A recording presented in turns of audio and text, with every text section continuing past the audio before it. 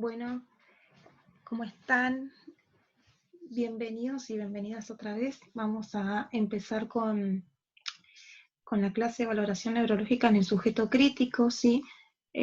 Mi nombre es Melanie Salazar, así que bueno, vamos a ir comenzando un poco con la importancia, ¿no?, de la valoración neurológica, ¿sí? Tengamos presente que esta instancia nos va a permitir establecer, ¿no?, una valoración basal adecuada y también detectar los cambios que se producen en el estado de la persona, ¿no? Esta exploración va a incluir todo lo que es la valoración del nivel de conciencia y el examen de las pupilas. Nosotros, como profesionales de enfermería, debemos saber detectar de forma temprana el deterioro neurológico, ¿sí?, o el deterioro del sensorio, que también lo habrán escuchado que se denomina así, para facilitar el diagnóstico de posibles lesiones secundarias y poder tratarlas, ¿no?, precozmente. La alteración del nivel de conciencia se hace evidente cuando la persona no está orientada, no obedece órdenes o necesita de estimulación para mantener el alerta.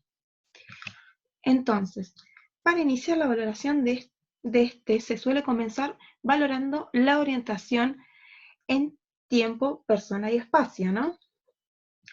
Esto va a depender de la comunicación verbal que tenga la persona, por lo cual si nos encontramos con un sujeto que está intubado o con una traqueostomía, ¿sí?, una traqueostomía que por ejemplo no, es no tiene una cánula de fonación, no vamos a poder valorar esta función, ¿no?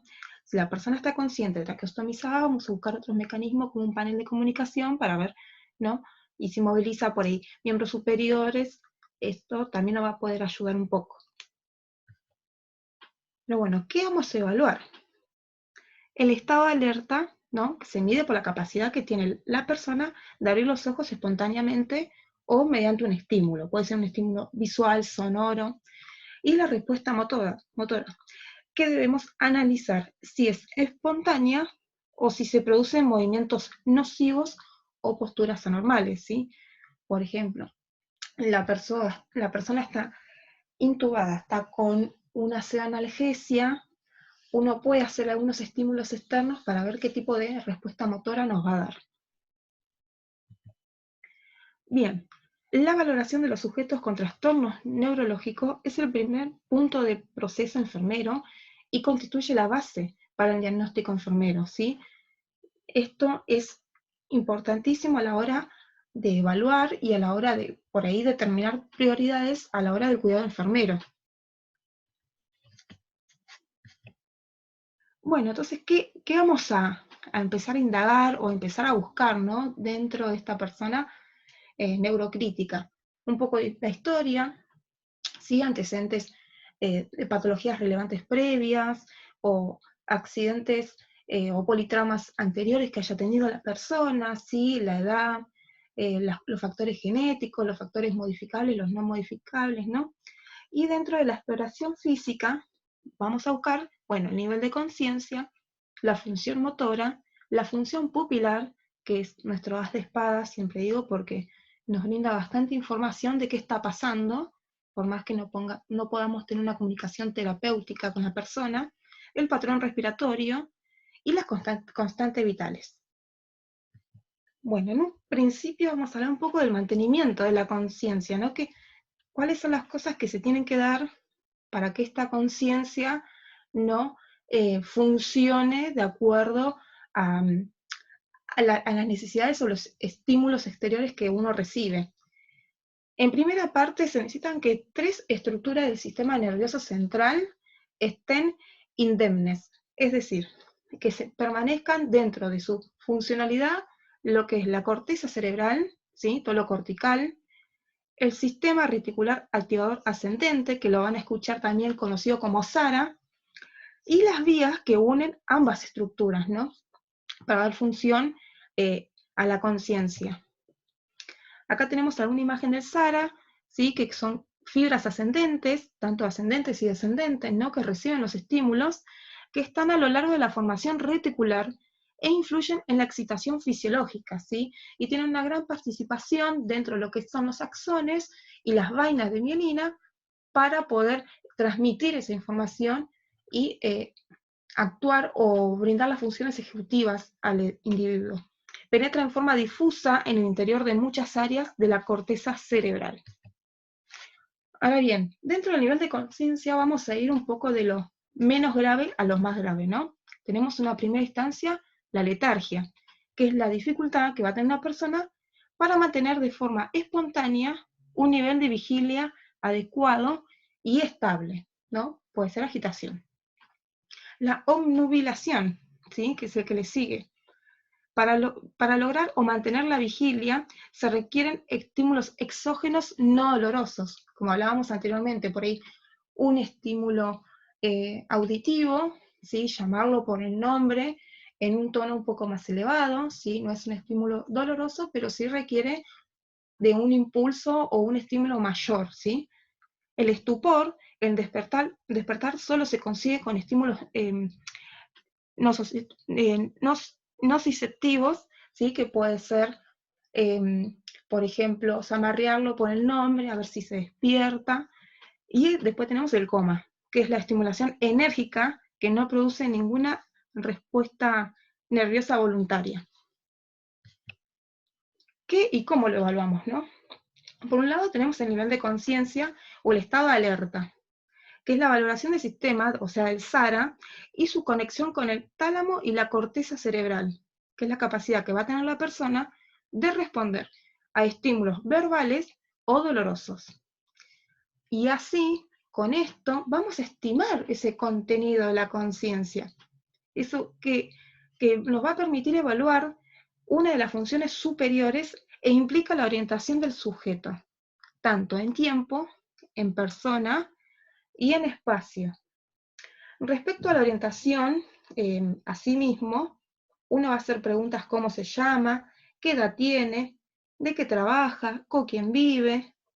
Y en cuanto al tiempo, vamos a situarnos un poco en qué fecha estamos, en qué mes, en qué año, qué día de la semana es hoy. Y dentro de la orientación del espacio, también vamos a impulsar dónde se encuentra usted. ¿Está en un hospital? ¿En su casa? Si sabe qué hospital es. Y respecto también a las personas, por ejemplo, podemos preguntar: ¿quién soy yo? ¿Qué labor desarrollo? Si está presente, si tenemos la posibilidad de contar con un familiar, podemos preguntarle quién es esa persona, o podemos hacer preguntas si es de día o es de noche, ¿no? Como para evaluar un poco el contenido, porque la persona por ahí está despierta, a ver, pero el contenido, ¿sí? De ese nivel de conciencia, ¿qué nos puede brindar? Por otro lado, bueno, la escala de Glasgow, que ya todos y todas la conocen, no voy a indagar mucho en esta escala, que es una escala que ya la venimos viendo desde un principio, ¿no? Y con el resto de los años anteriores, vamos a hacer hincapié en algunas cuestiones respecto a la escala de Glasgow. La disminución de 2 o más puntos en esta escala y la aparición de un nuevo déficit se va a considerar significativo y habrá que realizar rápidamente una determinación de las posibles causas de tal deterioros, tales como una hipoxia que esté cursando la persona, un cuadro de hipotensión, alteraciones hidrosalinas, alteraciones metabólicas, síndrome de hipertensión endocraniana, o de hematoma, o de edema, o de herniación, ¿sí? Son como cosas a tener en cuenta. Y dentro de lo que tenemos la función motora, ¿qué nos va a permitir evaluar la función motora? El movimiento motor involuntario. Si hay fasciculaciones, si hay clonus, si hay mioclonías, corea, atetosis, tics, son todos movimientos involuntarios patológicos o no. Ya de por sí a veces las pseudoanalgesias suelen ocasionar algunos de estos movimientos, los clonus, por ejemplo el fentanilo, puede ocasionar clonus en miembros inferiores, en el tobillo, cuando uno, digamos, hace una movilización. Entonces, esto también se tiene que ir reevaluando a medida que la terapéutica de la persona se va modificando, ¿no? El volumen y el tono muscular, tamaño y forma de los grupos musculares para determinar el grado de flacidez, hipotonía, hipertonía, o atrofia de los mismos, siempre que tengamos una lesión cerebral, sobre todo, por ejemplo, tenemos un politraumatizado, un TEC grave, ¿sí? Que es con lesión en los lóbulos frontales, ¿sí? Del cerebro, seguramente la parte motora puede llegar a estar alterada. Podemos tener aumento del tono muscular, un patrón rígido, ¿sí? Una espasticidad, o queremos estirar, extender un miembro inferior y este me pone como un límite, como un rechazo, como que se pone duro el músculo. Bueno, son cosas como a tener en cuenta, ¿no? La fuerza muscular, se explora las extremidades superiores e inferiores y se van determinando los signos de focalización. Es posible tener respuestas asimétricas. Y la presencia de hemiplegia va a indicar una lesión del hemisferio contralateral, excepto si se trata de una paresia por convulsión. Esto se da mucho en los casos de ACV. Por ahí tenemos una persona que tiene un ACV en frontotemporoparietal del lado derecho y obviamente va a estar afectado su lado contrario, ¿sí? Siempre y cuando, salvo la excepción es si la persona tiene una paresia por una convulsión. Bien, acá tenemos algunas imágenes, seguramente ya habrán visto algunas de estas, que tenemos por ahí ante un estímulo doloroso o no, o por ahí la persona la recibimos en la terapia intensiva y ya viene con algunas posturas anormales, como es la decorticación, que está asociada a una lesión en los hemisferios, o una lesión diencefálica, o cuando hay daño axonal difuso, ¿sí?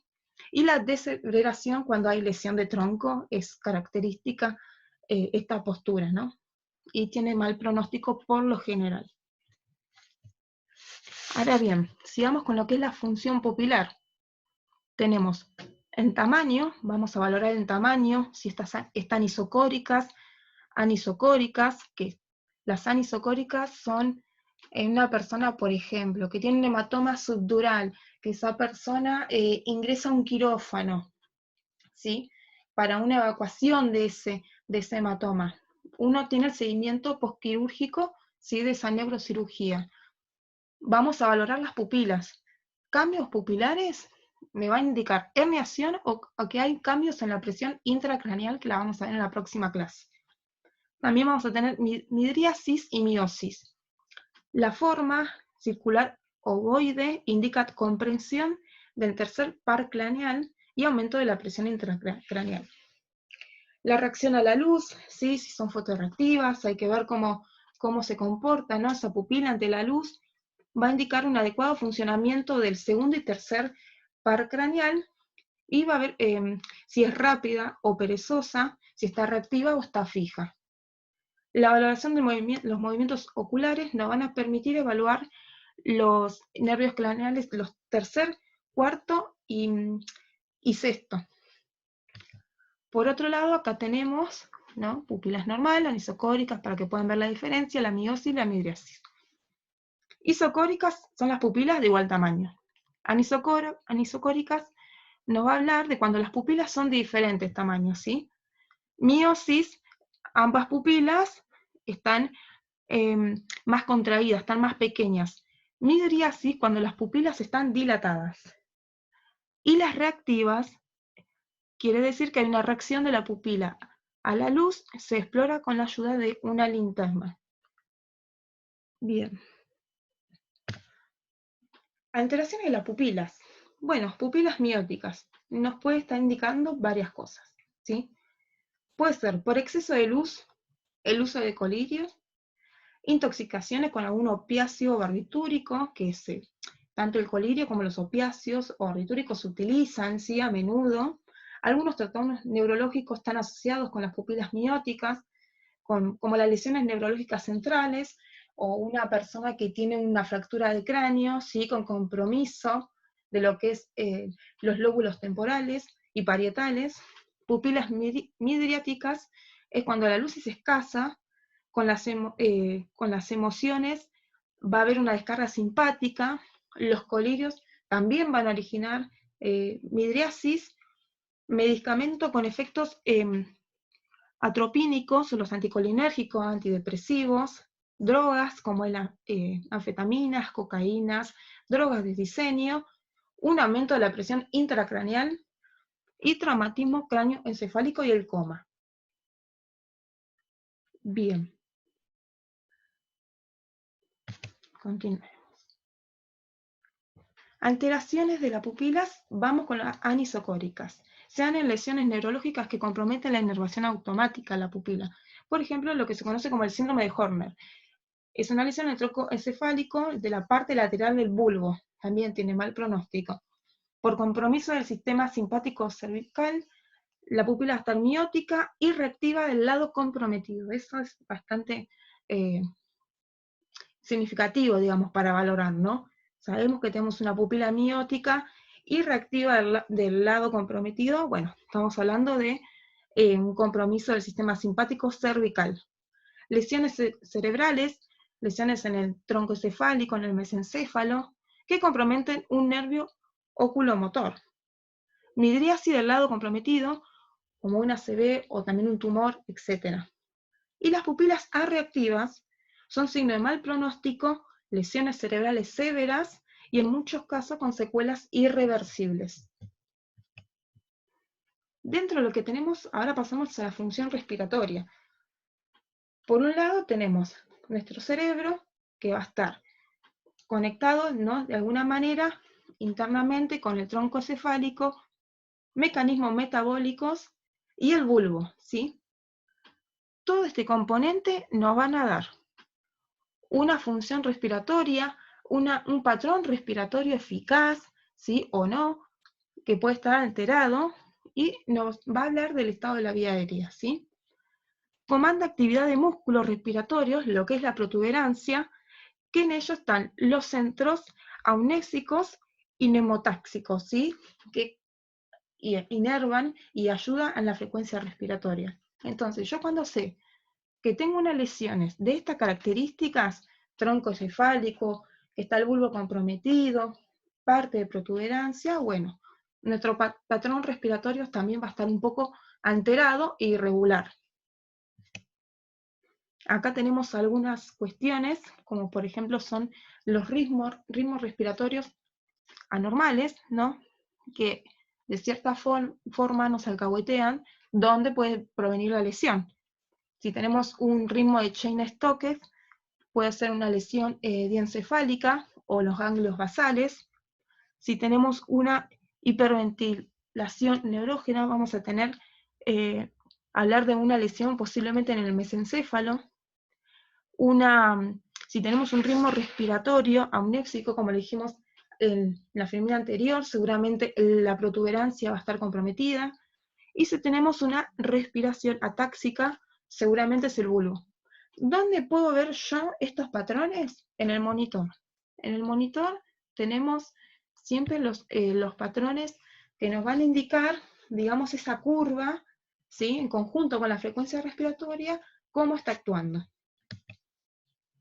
Dentro de las constantes vitales, debido al estado hiperdinámico posterior a la lesión intracraneal, se van a alterar una serie de mecanismos, ¿no? Porque uno tiene lesiones primarias y lesiones secundarias, que lo vamos a ver más adelante. Vamos a tener por ahí alteración en la presión arterial, en el ritmo cardíaco, en la temperatura y en la frecuencia respiratoria también, ¿no? Entonces, se va a dar a conocer esto que se lo conoce como la tríada de Cushing, ¿sí?, que no tiene nada que ver con el síndrome de Cushing, ¿sí? Esto me habla de hipertensión, bradicardia y respiración irregular. Y son signos claros, decisivos, para detectar o identificar una hipertensión intracraneal, ¿sí? O nos puede también ir acompañado de una herniación cuando hay desviación de la línea media o signo de irritación meningia, y que hay que ver si esta persona está con náuseas, si está con vómitos, si tiene papiledema, ¿no? Son cosas como a tener en cuenta. Bueno, los espero con las dudas por mensaje privado, en el campus virtual. Esto va a ser una aproximación de la valoración neurológica. Vamos a seguir hablando un poco más de temas más específico, ¿sí?, de neuro, y cualquier duda no dejen de contactarse o en el foro por mensaje privado conmigo o con cualquiera de las docentes. Muchas gracias.